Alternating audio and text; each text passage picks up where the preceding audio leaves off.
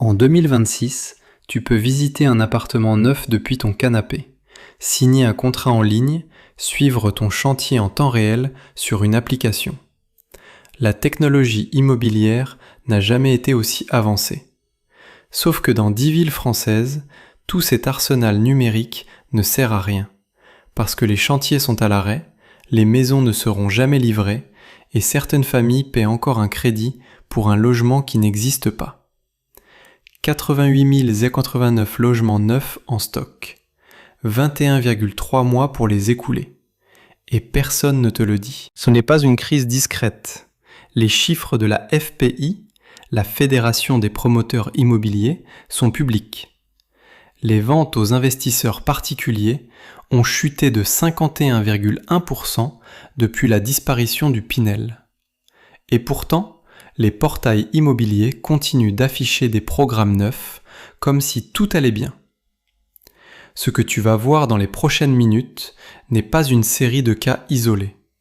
C'est un schéma qui se répète, ville par ville, région par région. Des promoteurs en redressement judiciaire, des AC suspendus, des acheteurs piégés entre deux loyers. Ces cas sont documentés dans la presse régionale. Ils ne font jamais les gros titres nationaux. Il y a quelque chose de particulier dans ce cas. Ce n'est pas un promoteur privé qui s'effondre sous ses dettes. Ce n'est pas un montage fiscal qui tourne mal. C'est une commune d'Île-de-France, à 30 km de Paris, qui porte elle-même une ZAC, une zone d'aménagement concertée, et qui la suspend. Pas parce qu'elle manque de volonté, parce que les opérateurs qu'elle sollicite n'arrivent plus à passer les seuils de précommercialisation imposés par les banques. Pour comprendre ce que ça signifie concrètement, il faut connaître le mécanisme. Avant qu'une banque finance un programme neuf, elle exige qu'un certain pourcentage des logements soit déjà réservé, souvent entre 40 et 50%. C'est la pré-commercialisation. En 2021 ou 2022, atteindre ce seuil prenait quelques semaines. En 2025, des programmes entiers restent bloqués des mois sans trouver suffisamment d'acquéreurs. Le marché s'est retourné. Les taux ont monté. Les acheteurs se sont rétractés. Et dans le cas du quartier Saint-Jean, la situation devient presque paradoxale. C'est la puissance publique, la commune elle-même, qui ne trouve plus d'opérateurs capables de faire aboutir son propre projet urbain. La ZAC, annoncée pour créer du logement neuf à 30 km de la capitale, reste suspendue. Pas de faillite spectaculaire, pas de scandale judiciaire, juste le marché qui dit non en mars 2025. Ce qui rend ce cas particulièrement révélateur, c'est précisément cette absence de coupable direct. Quand un promoteur privé fait faillite, on peut pointer sa gestion, ses dettes, ses erreurs stratégiques. Mais quand c'est un projet municipal qui s'arrête faute de pré-commercialisation, c'est le fonctionnement même du système qui est en cause. Les banques n'ont pas tort d'exiger des garanties. Les acheteurs n'ont pas tort de ne pas se précipiter dans un marché incertain. Et la commune n'a pas tort de vouloir construire des logements là où la demande est réelle. La zone en question se trouve dans un contexte francilien de tension immobilière chronique. L'Île-de-France est la région où le déficit de logement est structurellement le plus documenté. La construction neuve y est présentée depuis des décennies comme la solution. Et pourtant, même ici, à 30 km de Paris, un projet porté par une collectivité publique s'arrête. Pas faute de terrain, pas faute de demande théorique, faute de confiance dans le marché. Les habitants qui attendaient ce nouveau quartier se retrouvent dans un vide administratif. Ni annulation définitive, ni calendrier de reprise. La suspension, dans le vocabulaire urbanistique, n'est pas un arrêt. C'est une pause, sans date de fin. Ce flou est peut-être le symptôme le plus honnête de la crise du neuf en France en 2025. Personne ne sait quand ça reprendra. Et en attendant, les terrains restent là, les études techniques sont rangées dans des tiroirs, et les familles qui espéraient emménager dans ce nouveau quartier repassent sur Le Bon Coin. Ce cas n'est pas anecdotique. Il illustre une dynamique que les données nationales confirment. Avec 21,3 mois de délai d'écoulement moyen pour le stock neuf, les promoteurs sont paralysés avant même de démarrer. Le quartier Saint-Jean, c'est la démonstration que la crise touche maintenant des projets que l'on croyait à l'abri. Parce que portés par l'État, parce que situés en zone tendue, parce que proches de la capitale. Aucune de ces garanties ne suffit plus. L'inconvénient réel de ce type de zone en attente, c'est le temps suspendu qu'il impose au territoire qui l'entoure. Des rues prévues ne sont pas tracées. Des équipements publics annoncés, une école, une voie de transport, restent sur les plans. Les villes voisines continuent de se développer. Et le quartier Saint-Jean reste une promesse sur papier. Cherbourg, une ville portuaire qui a survécu à bien des crises économiques, une façade atlantique battue par les vents du Cotentin, une tradition industrielle et navale qui marque encore le tissu urbain. Et depuis plusieurs années, la ville accueille un projet immobilier qui devait symboliser le futur du logement en Normandie. Les jardins de l'Agora. 546 logements. Un écoquartier complet pensé autour des matériaux biosourcés, bois, paille, chanvre, matériaux à faible empreinte carbone. Le promoteur, Réalité, en avait fait un argument de vente central. Ici, on ne construisait pas seulement des maisons, on construisait autrement. Basse consommation énergétique, intégration paysagère, maisons individuelles conçues pour durer. Sauf que les maisons individuelles biosourcées promises accusent, selon les données disponibles en 2025, jusqu'à 15 mois de retard. 15 mois. Pour des familles qui avaient planifié leur vie autour d'une date de livraison, qui avaient prévu de résilier un bail, de changer d'école pour leurs enfants, de mettre fin à une location provisoire. 15 mois représentent une rupture de vie, pas un simple inconvénient administratif. Le détail qui rend ce cas particulièrement représentatif, c'est l'argument écologique. Les jardins de l'Agora n'étaient pas simplement un programme neuf parmi d'autres. C'était une vitrine. Un projet que les acteurs locaux de l'immobilier vert citaient en exemple. Le fait que ce soit précisément ce programme, le plus visible, le plus médiatisé pour ses engagements environnementaux, qui devienne le symbole de la crise du neuf en Normandie, dit quelque chose sur la fragilité de la communication immobilière en période de turbulence. Réalité, le promoteur est une structure nationale dont les difficultés financières s'accumulent à partir de 2024.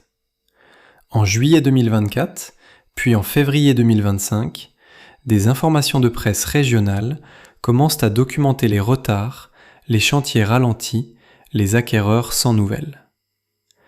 À Cherbourg, les familles en attente de leur maison biosourcée découvrent que leur promoteur n'est plus en mesure de tenir les délais contractuels. Ce qui complique la situation des acheteurs, c'est la structure juridique de la VEFA, vente en l'état futur d'achèvement. En théorie, ce mécanisme est censé protéger l'acheteur. Il ne paie que ce qui est construit, par tranche. En pratique, quand le chantier ralentit ou s'arrête, l'acheteur se retrouve dans une zone grise.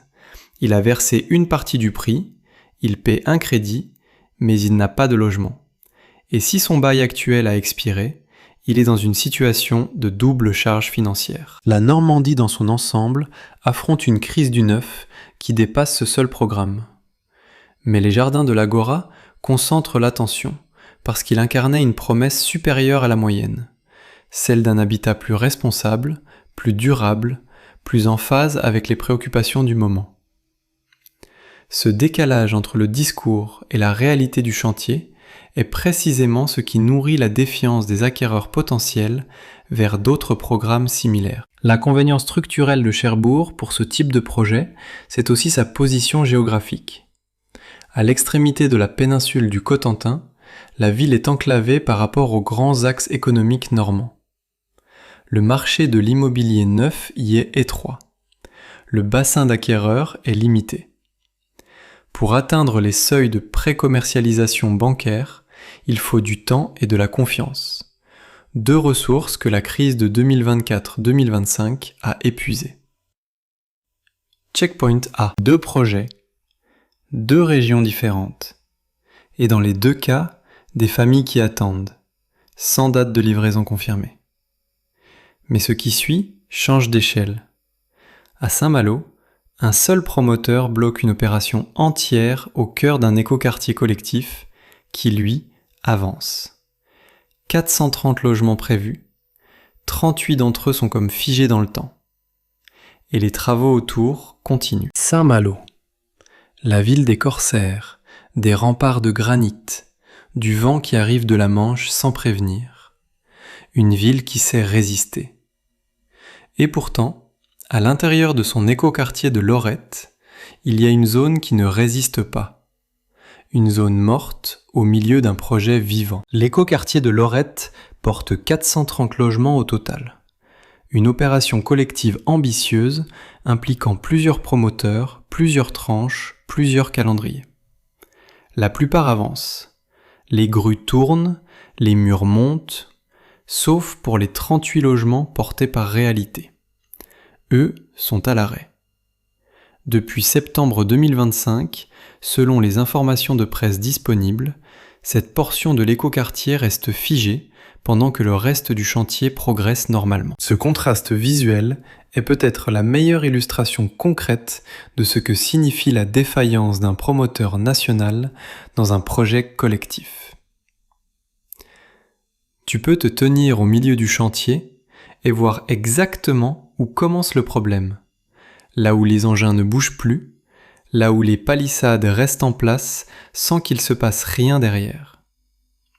Ce n'est pas une abstraction financière, c'est une frontière physique entre ce qui fonctionne et ce qui est bloqué. Pour les acquéreurs des 38 logements Réalité, la situation est d'autant plus frustrante qu'ils peuvent voir leur futur quartier se construire autour d'eux. Les voisins de palier potentiels reçoivent des nouvelles de leur chantier. Ils ne reçoivent rien. Ou plutôt, ils reçoivent des communiqués rassurants qui ne correspondent pas à ce qu'ils peuvent constater physiquement en allant voir le terrain. Réalité a été placée en redressement judiciaire en 2025. La procédure implique un administrateur chargé de trouver des solutions pour chaque chantier à l'arrêt. Soit une reprise des travaux avec refinancement, soit la cession à un repreneur, soit, dans les cas les plus difficiles, une liquidation partielle. Pour les 38 logements de Lorette, la situation restait non résolue à la date des informations disponibles. Saint-Malo est une ville où l'immobilier est sous pression depuis des années. La demande touristique, les résidences secondaires, l'attractivité bretonne, tout cela pousse les prix. Le fait qu'un programme neuf y soit bloqué ne signifie pas que les acheteurs manquent. Cela signifie que la structure financière du promoteur était trop fragile pour traverser une période de taux élevés et de pré-commercialisation ralentie. Ce que ce cas illustre aussi, c'est la concentration du risque. Quand une ville fait confiance à plusieurs promoteurs différents pour un même écoquartier, elle se protège en théorie contre la défaillance d'un seul acteur. En théorie. En pratique, si ce promoteur est un acteur national présent sur plusieurs opérations simultanément, sa chute crée des trous dans plusieurs villes en même temps. Réalité n'est pas en redressement judiciaire pour avoir mal géré un seul chantier. C'est un groupe qui s'est étendu pendant les années fastes et qui ne peut plus absorber le retournement du marché. L'écoquartier de Lorette devait être une réussite collective.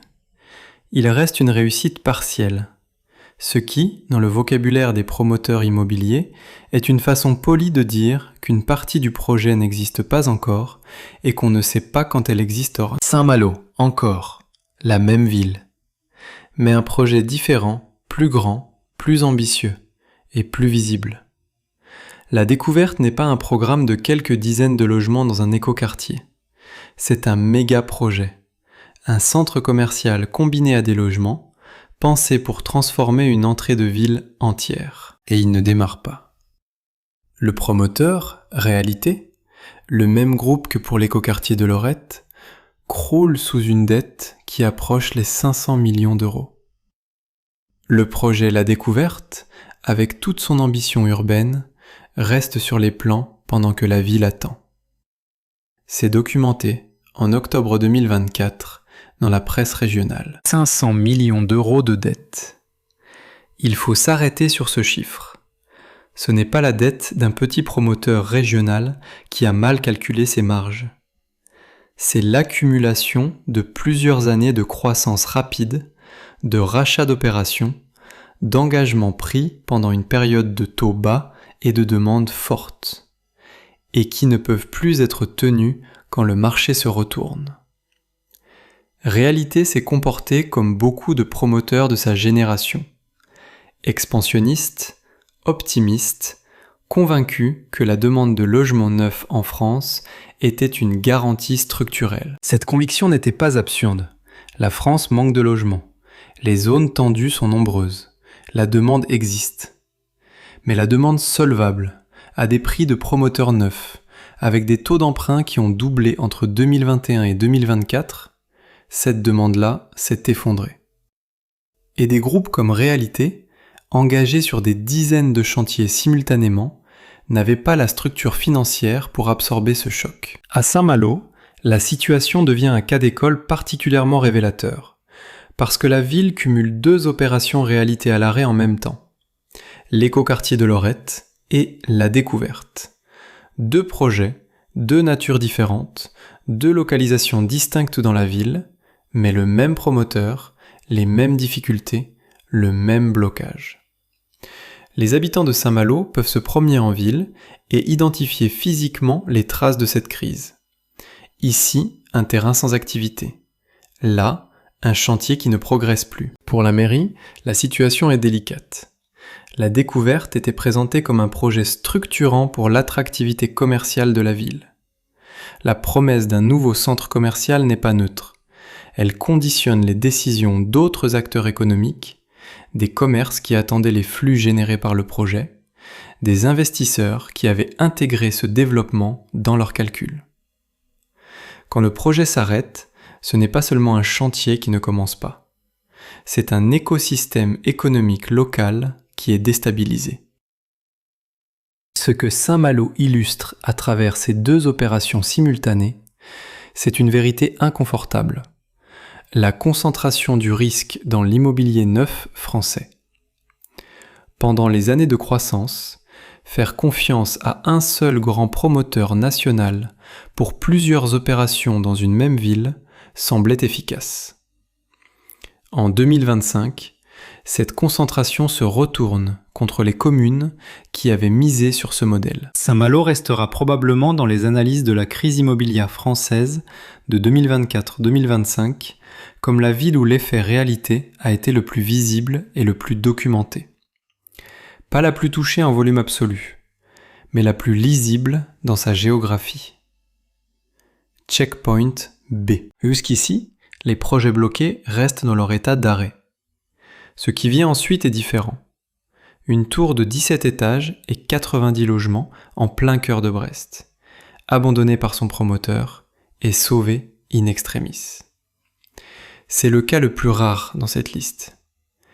Parce que dans la grande majorité des opérations à l'arrêt en France, il n'y a pas de repreneur. Il n'y a pas de suite. Il y a juste le silence du chantier. Brest.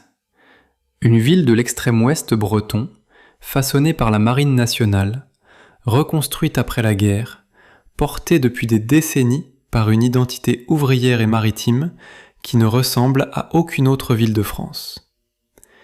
Et au cœur de son plateau des Capucins, une reconversion urbaine emblématique d'une ancienne emprise navale, le programme Sequoia devait marquer une nouvelle étape de la métamorphose de la ville. 17 étages, 90 logements, une tour visible depuis plusieurs quartiers, un projet signature pour un promoteur qui s'appelait Réalité.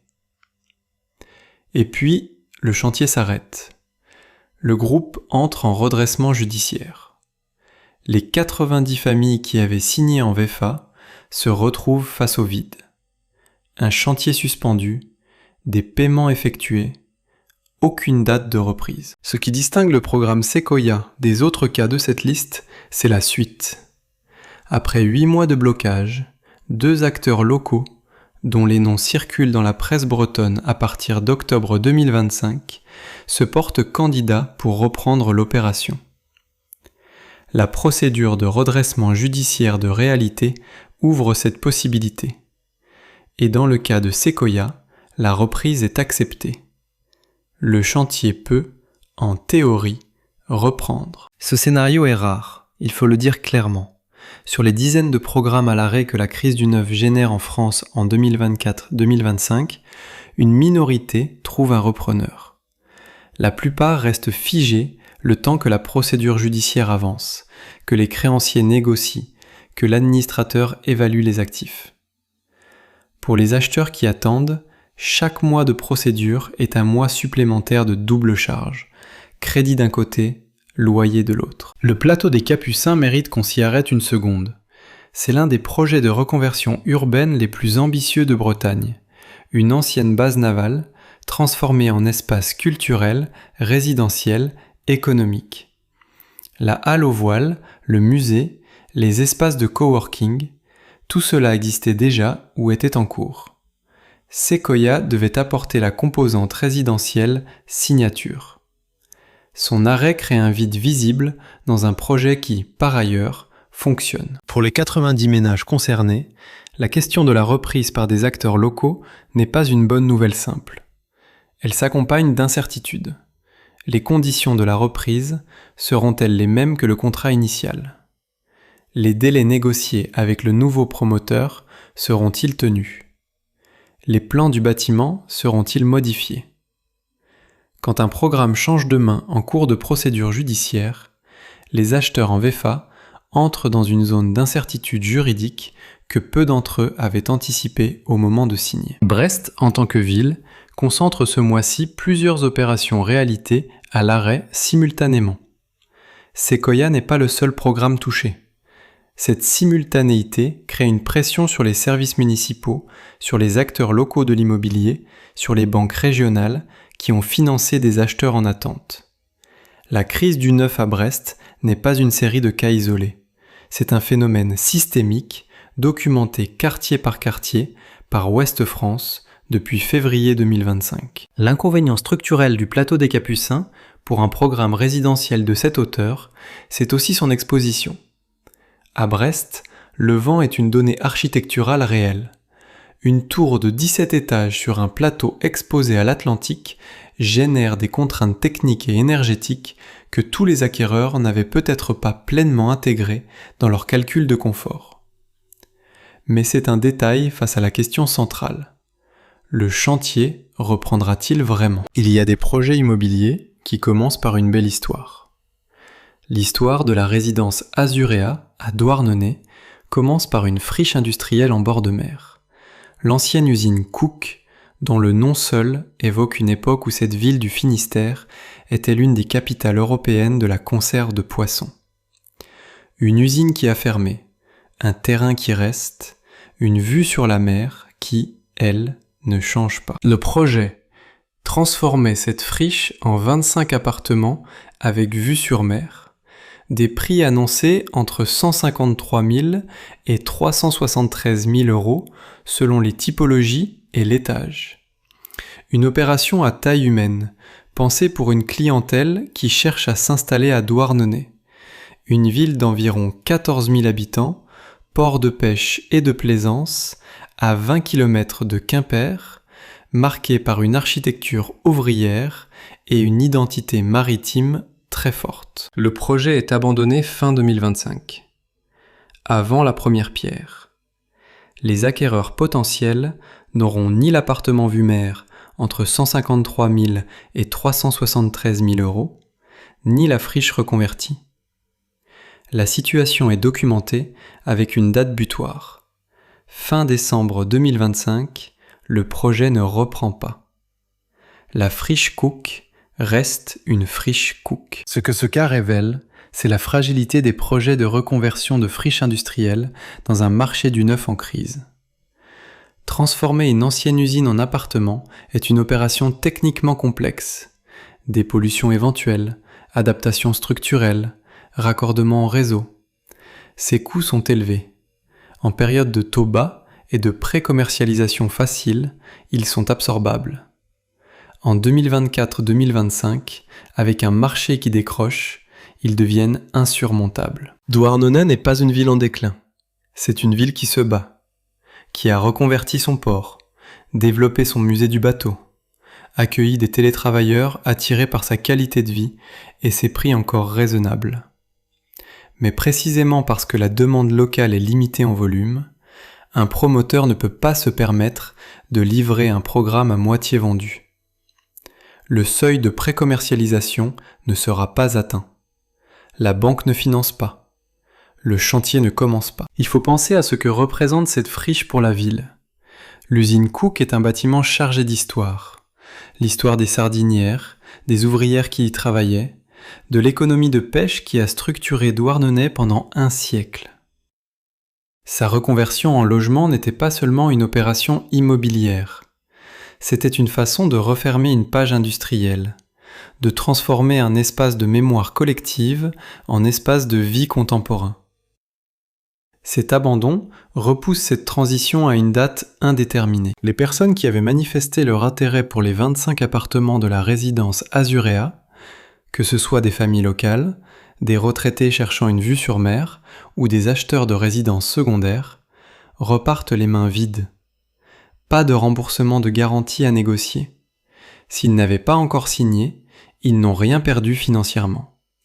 Mais ils ont perdu du temps, des projets de vie, des calculs de retraite ou de déménagement bâtis autour d'une livraison qui ne viendra pas. L'inconvénient honnête de Douarnenez dans ce contexte, c'est l'étroitesse du marché immobilier local. La ville est attractive pour qui cherche l'authenticité bretonne. Mais elle n'offre pas la profondeur de marché qui permet à un promoteur d'absorber une période de pré-commercialisation difficile.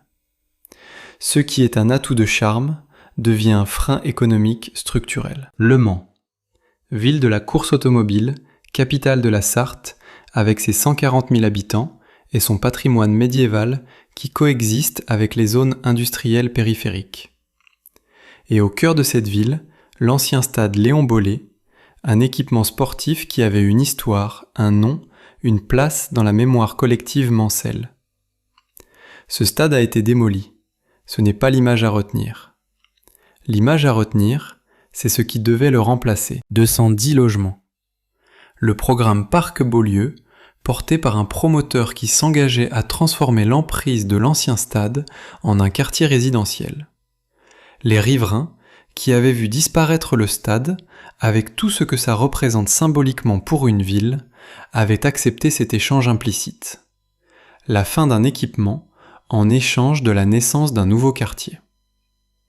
En juin 2023, le chantier s'arrête. Plus de 2 ans plus tard, à la date des informations disponibles, fin 2025, le chantier est toujours à l'arrêt. 210 logements prévus, dont aucun n'est livré. L'emprise de l'ancien stade est devenue ce que la presse locale décrit avec une précision qui dit tout. Pollution visuelle, squat, incivilité. Un terrain intermédiaire entre ce qui a été détruit et ce qui n'a pas été construit. Ce cas porte une dimension psychologique que les autres n'ont pas exactement. Les riverains du stade Léon Bollée n'ont pas seulement subi un chantier bloqué. Ils ont d'abord subi la démolition de quelque chose qu'ils connaissaient. Ils avaient absorbé cette perte en pensant que le renouvellement urbain promis compenserait. Et maintenant, ils vivent face à un vide, ni stade, ni quartier neuf. Juste une zone en attente indéterminée, avec les nuisances que cela implique. L'inconvénient structurel de cette situation, c'est sa durée. 2 ans de chantier à l'arrêt, en plein tissu urbain, ce n'est pas une parenthèse. C'est une cicatrice sur le visage d'un quartier. Les commerces alentours absorbent les effets du désordre visuel. Les habitants qui avaient acheté ou loué à proximité en pensant que le nouveau quartier apporterait de la valeur se retrouve dans la situation inverse. Le Mans est une ville qui connaît depuis plusieurs années des difficultés économiques, liées à la désindustrialisation partielle de son bassin d'emploi. La construction d'un programme de 210 logements n'était pas seulement une opération immobilière, c'était un signal de confiance dans l'attractivité de la ville. Le blocage de ce chantier envoie le signal inverse, et ce signal est visible depuis la rue. Pour les acquéreurs en VFA qui avaient signé pour un des 210 logements du parc Beaulieu, la situation depuis juin 2023 est celle d'une attente sans information claire. Crédit en cours. Aucune livraison. Le mécanisme de garantie financière d'achèvement, censé protéger les acheteurs en VFA en cas de défaillance du promoteur, entre en jeu, mais ces délais de mise en œuvre sont longs et son efficacité dépend de la situation financière du garant. Ce que le stade Léon Bollée illustre finalement, c'est le coût humain et urbain de la crise du neuf, quand elle touche des opérations de renouvellement urbain. Ce ne sont pas seulement des logements qui manquent, ce sont des espaces de vie qui disparaissent, remplacés par rien. Et rien est une réponse que les villes, comme les familles, ne savent pas habiter. Checkpoint C. Le prochain programme était à 7 000 € le mètre carré, front de mer, Saint-Nazaire. Il a été stoppé par arrêté préfectoral pour risque de submersion. Puis son promoteur est tombé en redressement. Les acheteurs, eux, font face à 2 procédures en parallèle. Ce cumul n'apparaissait dans aucun des cas précédents. Saint-Nazaire, la ville qui construit des paquebots. Une cité industrielle et portuaire dont l'architecture porte encore les traces de la reconstruction d'après-guerre, des façades rectilignes, des immeubles massifs, une géographie urbaine pensée pour l'efficacité plus que pour le pittoresque. Et à Villers-Martin, son quartier balnéaire, une autre architecture. Les maisons de bord de mer, les promeneurs du dimanche, la Loire qui rejoint l'Atlantique. C'est dans ce contexte que le programme Panorama devait s'inscrire. Un programme premium, positionné à 7 000 € le mètre carré, un prix de front de mer qui reflétait une ambition claire, proposer à Saint-Nazaire un produit résidentiel haut de gamme avec vue sur l'estuaire. Le genre de programme qui attire des acheteurs à la fois locaux et régionaux, des investisseurs et des primo-accédants ambitieux. Sauf qu'en août 2024, un arrêté préfectoral stoppe le programme. La raison ? Risque de submersion marine. Le terrain sur lequel Panorama devait être construit est identifié comme exposé à un risque d'inondation que les autorités préfectorales jugent incompatible avec le projet tel qu'il est conçu. C'est un choc administratif brutal pour les acquéreurs qui avaient signé, certains avaient peut-être déjà obtenu leur financement, planifié leur emménagement, imaginé leur vie avec vue sur l'estuaire. Puis, entre octobre 2024 et janvier 2025, le deuxième choc. Le promoteur du programme Panorama entre en redressement judiciaire. Les acquéreurs se retrouvent donc face à 2 procédures parallèles. La contestation de l'arrêté préfectoral d'un côté, ou l'adaptation du projet aux exigences réglementaires, et la procédure collective qui gère les actifs du promoteur de l'autre. Ce cumul est rare. Normalement, les programmes immobiliers bloqués le sont pour une seule raison. Soit un problème réglementaire, soit une défaillance financière. Panorama cumule les deux. Et pour les acheteurs, ce cumul n'est pas seulement stressant psychologiquement, il est juridiquement complexe. 2 procédures séparées, 2 ensembles de délais, 2 administrations différentes. Le tribunal de commerce pour le redressement du promoteur, les services préfectoraux pour le risque inondation. Le risque de submersion marine à Villers-Martin n'est pas une invention bureaucratique. Il est documenté dans les plans de prévention des risques littoraux, dont la révision a été accélérée depuis les tempêtes de 2010 et les inondations côtières qui ont frappé plusieurs régions françaises. À Saint-Nazaire, comme dans d'autres villes de l'estuaire de la Loire, les cartes de risque ont évolué. Des terrains qui semblaient constructibles en 2020 ne le sont plus dans les mêmes conditions en 2024-2025. Pour les 7 000 € le mètre carré que les acheteurs avaient accepté de payer, l'espérance était proportionnelle. Une vue, un emplacement, une qualité de construction. Ce prix, le plus élevé de cette liste, illustre aussi le paradoxe de la crise du neuf. Elle ne touche pas seulement les programmes économiques ou les logements sociaux. Elle touche aussi le segment premium, là où les acheteurs sont les plus exposés financièrement en cas de blocage. L'inconvénient de Villers-Martin, dans ce contexte, dépasse le programme Panorama. Il touche la confiance dans la constructibilité du front de mer nazérien. Si un programme à 7 000 € le mètre carré, validé par un promoteur expérimenté, peut être stoppé par un arrêté préfectoral pour risque d'inondation, qu'est-ce que ça dit des autres opérations en bord d'estuaire ? La question se pose, et elle n'a pas de réponse simple. On a parlé de réalité plusieurs fois dans cette liste. L'écoquartier de Lorette à Saint-Malo, la Découverte à Saint-Malo, Séquoia à Brest. Mais ce que ces cas distincts ne disent pas encore, c'est ce que ça représente quand on zoome sur une seule ville et qu'on compte. Combien de programmes d'un même promoteur peuvent être à l'arrêt simultanément dans la même agglomération ? La réponse est 3 pour Brest. 3 gros projets réalités à l'arrêt simultanément après le redressement du groupe en 2025. Mais ce chiffre n'est qu'un fragment d'un ensemble plus large. Au niveau national, selon les informations disponibles, Réalité évoque lui-même 60 chantiers en cours au moment du placement en redressement. 60. Certains sont en Bretagne, d'autres en Île-de-France, en Normandie, dans les Pays de la Loire. Une carte de France trouée par les chantiers suspendus d'un seul groupe. Ce que Brest illustre plus que n'importe quelle autre ville de cette liste, c'est ce que les économistes appellent le risque de concentration.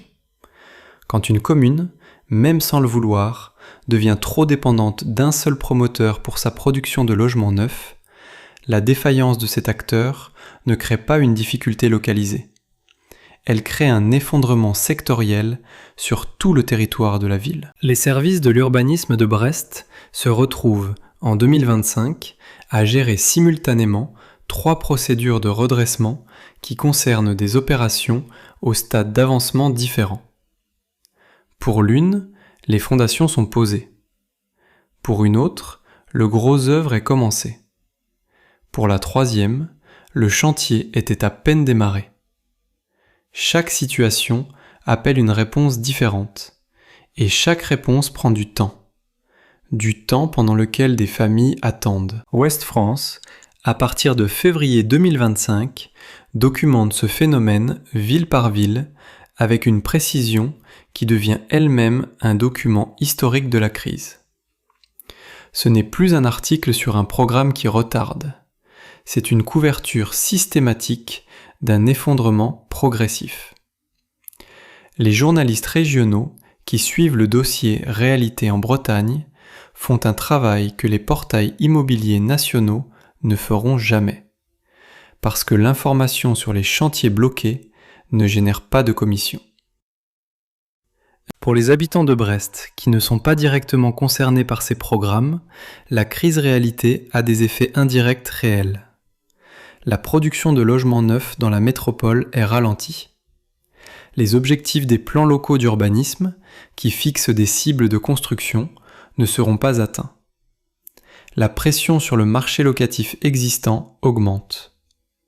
Et la confiance des autres promoteurs à investir dans la ville est érodée par le précédent. Il y a quelque chose de systémique dans la façon dont Brest concentre les effets de la crise du neuf.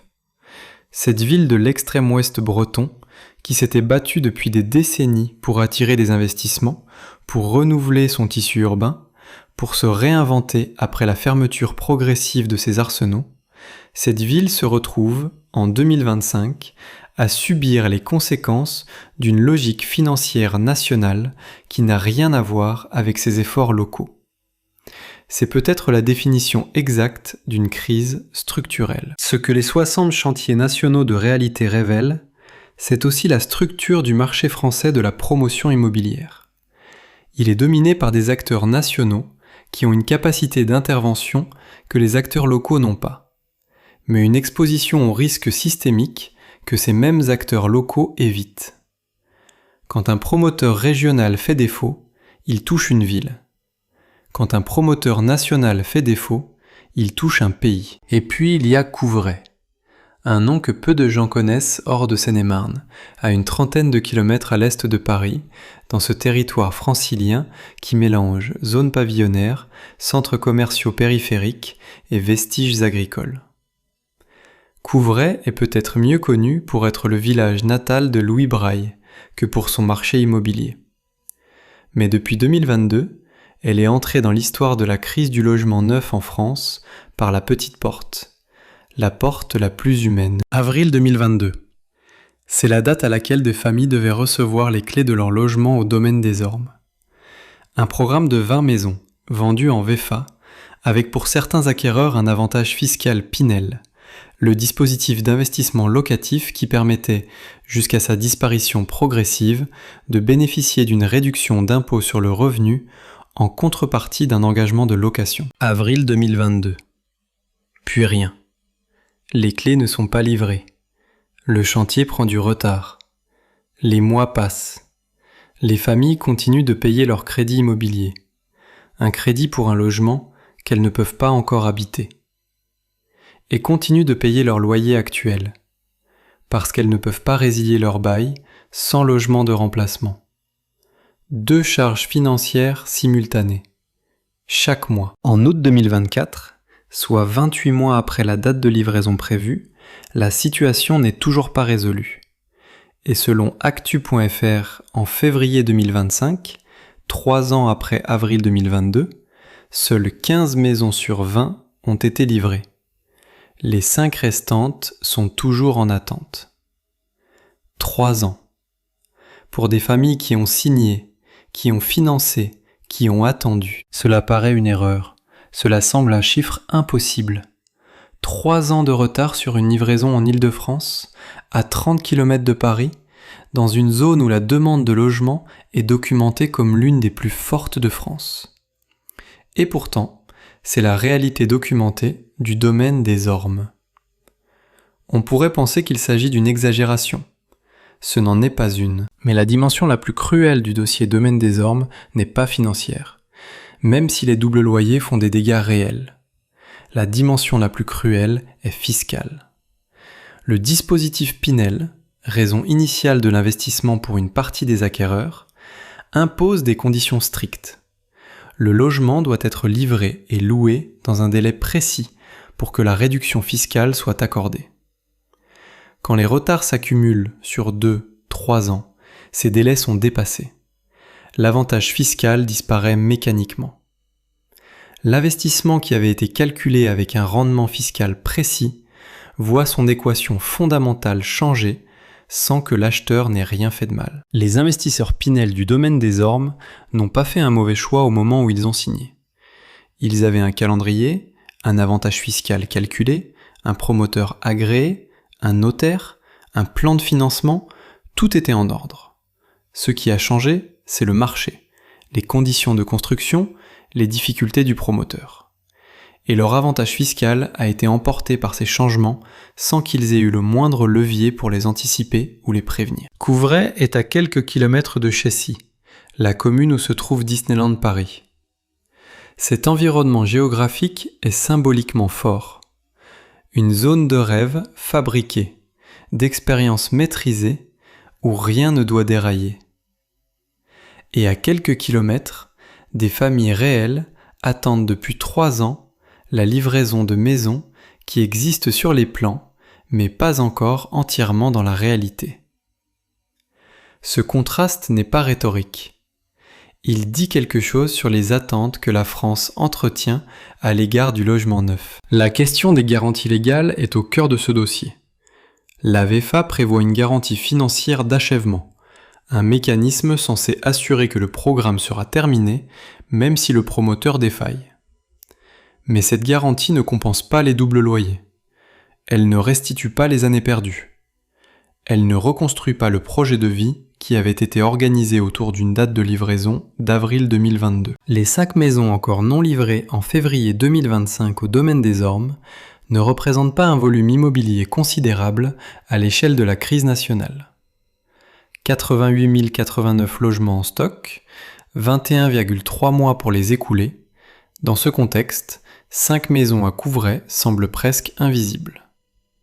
Mais ce sont 5 familles, 5 histoires de vie suspendues, 5 projets construits avec soin, une maison avec jardin en Île-de-France, une retraite possible, une stabilité familiale, et remis à une date que personne ne peut encore donner avec certitude. Ce que le domaine des Ormes finit par représenter dans cette liste, c'est la matérialisation humaine des statistiques nationales. La FPI publie des chiffres. Les économistes commentent les délais d'écoulement. Les analystes évoquent l'effondrement des ventes aux investisseurs particuliers. Et à Coupvray, depuis avril 2022, des gens vivent ces chiffres dans leurs comptes bancaires, dans leurs relations avec leur famille, dans leurs conversations avec leurs enfants qui demandent quand on emménage. C'est le cas qui restera. Pas parce qu'il est le plus spectaculaire financièrement, pas parce qu'il implique les sommes les plus élevées ou les chantiers les plus visibles, mais parce qu'il rend concrète, irréfutable et humaine une crise que tous les autres cas de cette liste illustraient à travers des programmes, des promoteurs, des arrêtés préfectoraux. Au domaine des Ormes, la crise a un visage. Une maison avec des fondations et un crédit, et pas encore de famille dedans. Un programme à 7 000 € le mètre carré, stoppé par un risque de submersion à Saint-Nazaire. Des familles à Couvray qui paient 2 charges financières depuis 3 ans pour une maison qu'elles attendent depuis avril 2022. Ces 2 réalités coexistent dans la même crise. Celle des 88 089 logements neufs en stock à fin 2025, des 21,3 mois de délai d'écoulement, des ventes aux investisseurs particuliers qui se sont effondrées de 51,1% depuis la disparition du Pinel. La vraie question n'est pas de savoir combien de ces programmes seront finalement livrés. C'est de savoir combien d'acheteurs ont signé sans que personne ne les ait informés des risques réels, les délais, les garanties, la fragilité des promoteurs en période de retournement. Est-ce que tu as personnellement été concerné par un programme neuf bloqué, en tant qu'acheteur, locataire en attente ou riverain d'un chantier à l'arrêt? Raconte-le en commentaire. Et si ce format est utile pour naviguer un marché que les portails ne montrent pas, abonne-toi. Il y a d'autres angles que personne ne regarde.